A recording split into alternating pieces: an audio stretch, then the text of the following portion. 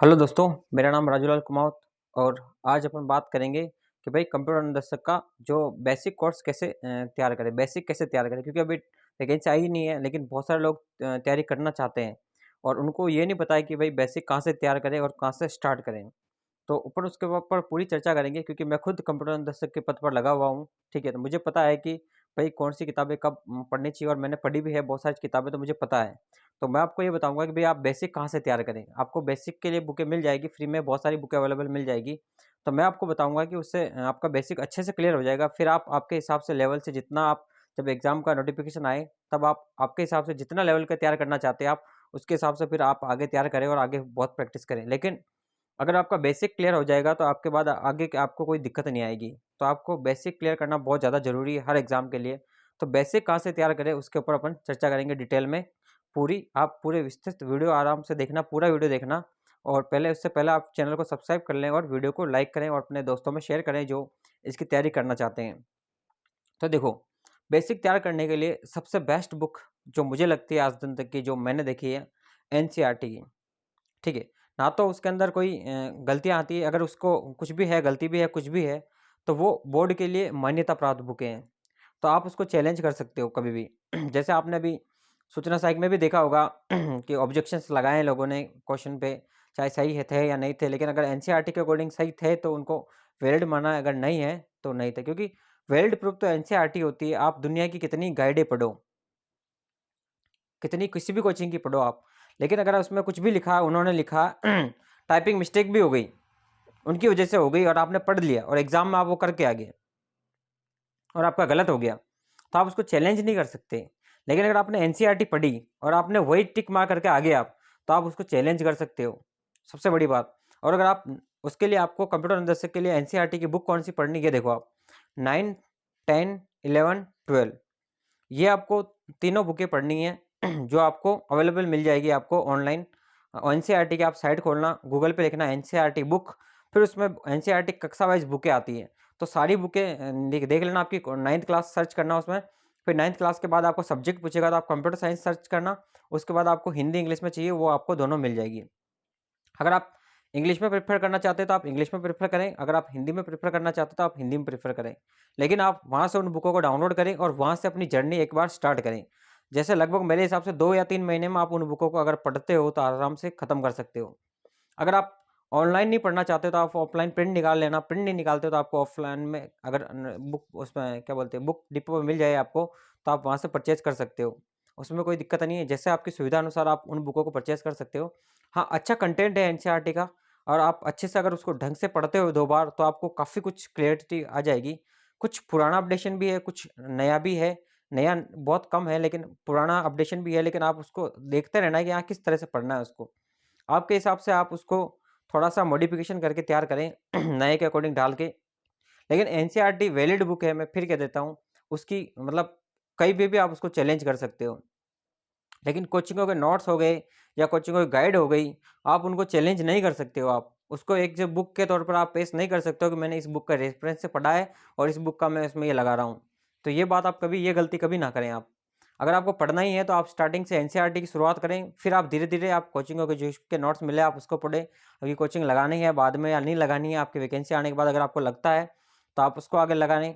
अगर आप कोचिंग कर भी रहे हैं तब भी आप एनसीईआरटी की बुक को प्रेफ़र करें। साथ में रिकमेंडेड मैं आपको ये करूँगा कि आप उन बुकों को रिकमेंड करें साथ में, ताकि उससे क्या है कि आपको जब अब कभी लास्ट में, कभी मैं नहीं चाहता कि आपको ज़रूरत पड़े, कभी एक क्वेश्चन से आप रह रहे हो और अगर आपके क्वेश्चन एनसीईआरटी के हिसाब से सही है और आपको ऑब्जेक्शन लगाना पड़े, तो आपके लिए वहाँ पे भी बेनिफिट रहे।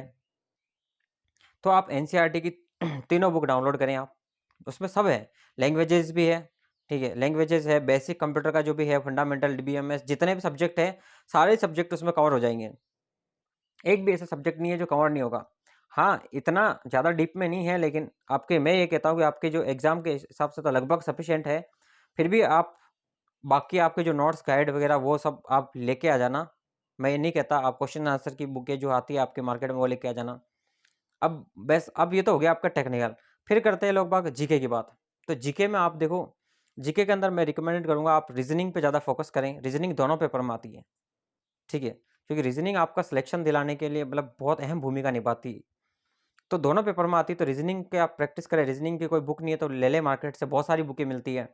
मथुरिया है, एक दो और भी बहुत सारी बुकें, जैसे अपने एसएससी की चलती है बुकें, पहले चलती थी, अब तो एसएससी का सिलेबस भी चेंज हो गया। लेकिन फिर भी अगर वही सिलेबस है तो आपके एसएससी के जो टॉपिक है उसमें से आप कर सकते हो प्रैक्टिस। उसके लिए ऑनलाइन भी आपको बहुत सारे वीडियोस मिल जाएंगे यूट्यूब पे। उसके अलावा बहुत सारी आपको मतलब क्वेश्चंस मिल जाएंगे आपको गूगल पर, आप उनको करें, रीजनिंग का तैयार करें।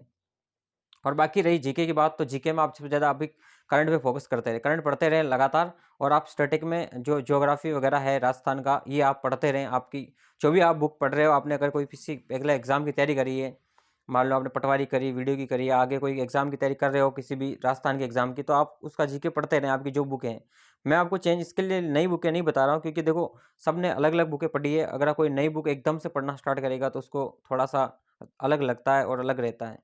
बाकी क्वेश्चन आंसर की जो जीके की बहुत सारी बुकें आती हैं मार्केट में, लक्ष्य की आती है, और भी बहुत सारी बुकें आती है अलग अलग ऑथर्स की, अलग अलग कोचिंगों की आती है, और सब्जेक्ट की भी आ जाती है, जियोग्राफी, पॉलिटी तो आती नहीं है वैसे।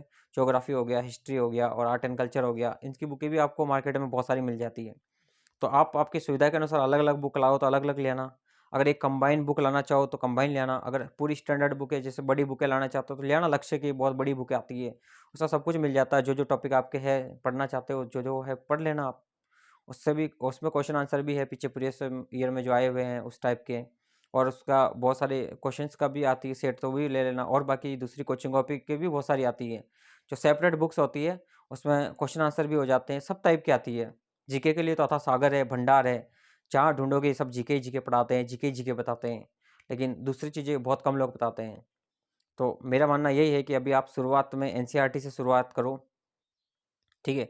उसके बाद आप जब एनसीईआरटी आपकी ख़त्म हो जाए, एक दो बार आपको पढ़ लो, एक दो बार आप, और अच्छे से आपकी क्लियर हो जाए एनसीईआरटी, फिर आप गाइडो पाओ, फिर आप क्वेश्चन आंसर्स पाओ, फिर आप थोड़ा डीप में पढ़ने की कोशिश करो उस चीज़ को, क्योंकि आप अगर आप बेसिक पढ़ चुके होंगे, फिर उसको डीप में पढ़ोगे तो आपको ज़्यादा मेहनत करने की ज़रूरत नहीं पड़ेगी। और फिर जैसे ही एग्ज़ाम आएगा, जब एग्ज़ाम में और तैयारी करोगे, थोड़ा सा तैयारी में बूस्टअप आ जाएगा आपका। और जैसे एग्ज़ाम पास में आएगा, आप एग्ज़ाम की तैयारी अच्छी होगी, क्योंकि आप काफ़ी टाइम से तैयारी कर रहे होंगे, तो आपका सिलेक्शन डेफिनेटली हो जाएगा। लेकिन अगर आप थोड़ा सा भी लेट करोगे, या फिर अभी एग्ज़ाम आने का इंतज़ार करोगे नोटिफिकेशन का, या ऐसा वेट करोगे कब आएगा, तो देखो एग्ज़ाम तो साल में आए या 6 महीने में आए, लेकिन अगर आपको तैयारी करनी है और ये बनना ही है कंप्यूटर अनुदेशक, तो आप अभी से तैयारी में जुट जाएँ, मेरे मानना यही है। टेक्निकल की वैकेंसियाँ बहुत सारी आती है, देखो संस्कृत विभाग में कंप्यूटर अनुदेशक आ सकता है, आएगा, मतलब उसकी फाइल भी अभी अटकी पड़ी है। उसके बाद अपने जो नॉर्मल है शिक्षा विभाग, उसमें भी आना ही है। फिर ये महात्मा गांधी खुल गए तो इनमें भी कंप्यूटर अनुदेशक है, कंप्यूटर सब में ही चलते हैं, क्योंकि ये पहले हिंदी मीडियम स्कूलें थी, इनमें कंप्यूटर लैब्स थी, तो अब इनको भी चलाना पड़ेगा, तो इनमें भी लगेंगे। मतलब यूँ समझो कि इसकी डिमांड तो बहुत बहुत आने वाली है, और भरमार वैकेंसी आने वाली है, कभी न कभी आने वाली है, बहुत पद हैं। ऐसा नहीं है सभी स्कूलों में कंप्यूटर अनुदेशक लग गए, आप इस बात को मानते हो, आपके आस-पास स्कूलें देखना, वहाँ पे बहुत खाली है, कंप्यूटर कबाड़ पड़े हैं। मैं जिस स्कूल में हम खुद गए, उनमें कबाड़ है, लेकिन अब धीरे-धीरे होगा निस्तारण, उसके बाद होगा, नई आएगी लैब तो अलग बात है। लेकिन कोशिश यही है कि आपके जो बहुत बहुत सारे आने वाले हैं, तो मेरे हिसाब से आप तैयारी करें। अगर फर्स्ट बार, अगर अगली बार सेकंड बार वैकेंसी आएगी तो लगभग 7-8 हज़ार पद तो आएँगे आएँगे, और 7-8 हज़ार भी बहुत ज़्यादा होते हैं, 10 हज़ार भी आ सकते हैं, और ज़्यादा भी आ सकते हैं, कम भी आ सकते हैं, लेकिन 7-8 हज़ार, 5 हज़ार ये तो आने ही हैं, ये समझो आप। तो आप तैयारी कंटिन्यू रखें, आप कंप्यूटर के जो भी वैकेंसीज़ है, आपके डिप्लोमा अगर रनिंग में चल रहे हैं तब भी आप रखें। अगर आपके 2 साल पूरे हो गए हैं, 2 साल होने में टाइम है, क्या पता वैकेंसी 1 साल बाद आए, तो आप तैयारी तो कंटिन्यू रखें। क्या आप पता, आप आपको देखो, आपका जब रिज़ल्ट आता है ना एग्ज़ाम का, आप जब एग्ज़ाम देने जाते हो ना, उससे पहले-पहले आपका रिज़ल्ट और मार्कशीट आपकी आनी चाहिए। ये सीन होता है। तो आप जब लगता है कि आपने आज एग्ज़ाम दिया और 2 महीने बाद आपके रिज़ल्ट्स वग़ैरह मतलब आ जाएँगे, और आज आपका एग्ज़ाम है तो आप पहले आ जाएँगे, तो आप उसको भर सकते हो फॉर्म को, आपको अगर लगता है तो। तो उसमें कोई दिक्कत नहीं है आपकी, कोई दिक्कत नहीं आएगी उसमें, क्योंकि आप फर्जी नहीं कहलाओगे।